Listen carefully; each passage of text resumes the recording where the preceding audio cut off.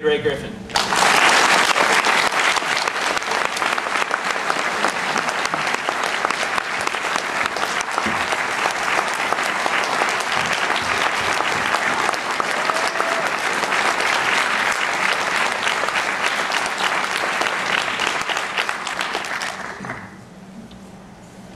Thank you very much, and I hope you will applaud a little bit through the lecture so I can occasionally get a drink of water.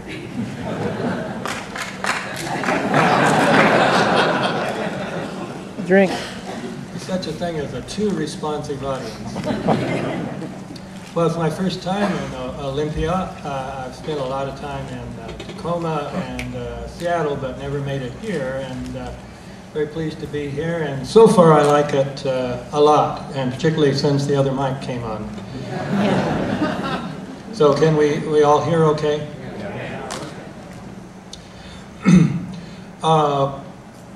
The lecture tonight is going to be hopefully for two kinds of people here, people who really don't know very much about it. The first half will be introductory and talking about things that we learned long ago, those of it meaning we in the movement. And then the second half will deal with later things that I discuss in the new book. When the 9/11 attacks occurred, some people were immediately suspicious, saying that the government's account simply couldn't be true. But I was not. I accepted the blowback thesis, according to which the attacks were blowback for American foreign policy, particularly in the Arab and Muslim worlds. So I started working on a book on American imperialism. When I first heard the theory about a year later that 9/11 was an inside job arranged by the Bush administration, I replied to the professor who told me that, I don't think the Bush administration, even the Bush administration, would do such a thing. Nevertheless, I told the professor, send me some evidence. He said he would send me some websites. He did. I looked at them, but I didn't find them convincing. So I went back to working on my book on American imperialism. A few months later, however, another professor sent me another website. This was the one that had Paul Thompson's 9/11, complete 9/11 timeline on it. And it only took a few hours of reading the material on this website. It has only stories from the mainstream press. They wouldn't even publish a story from The Nation magazine. It had to be really mainstream. And yet, he had found literally hundreds of stories that contradicted some part of the official account of 9/11. I started then looking around, and I found books by a Canadian and a British and a French author who presented still more evidence that the official story was probably not true. Deciding that a book by an American author that synthesized all of this evidence was needed, I began writing such a book, and that became The New Pearl Harbor. The title came from the fact that 1 year before 9/11, shortly before the Bush administration took office, a document called Rebuilding America's Defenses had used this term. This document was published by a neoconservative organization known as the Project for the New American Century. During the 1990s, these neoconservatives, who included Dick Cheney and Donald Rumsfeld, declared that now that the collapse of the Soviet Union had left America as the sole remaining superpower, it should use this power to create a Pax Americana, meaning the first all-inclusive global empire in history. Creating such an empire would require overwhelming military superiority.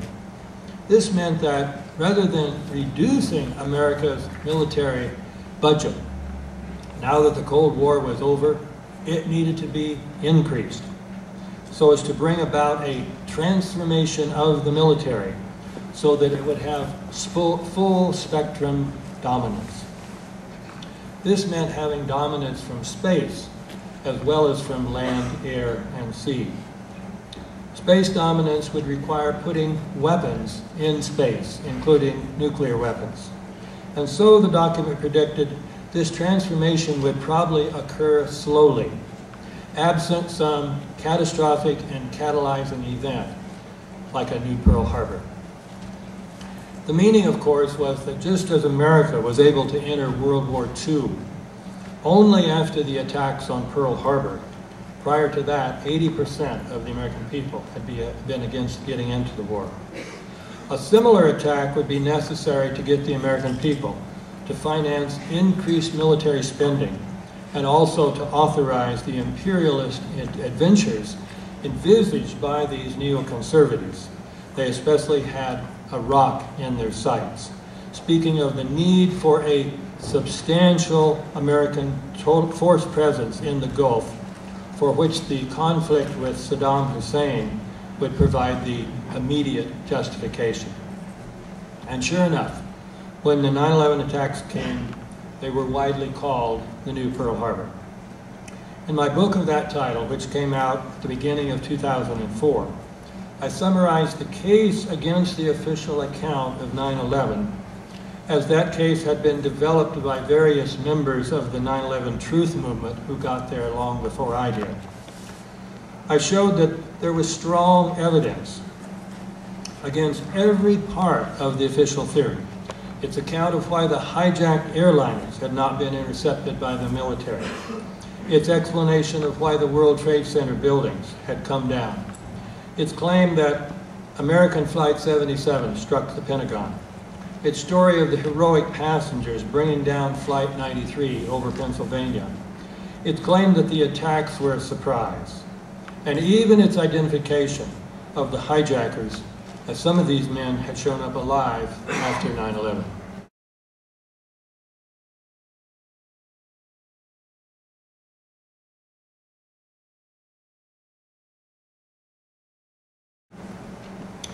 When the 9/11 Commission issued its report that summer, I was anxious to see how the Commission had treated all this evidence that had been summarized in the New Pearl Harbor.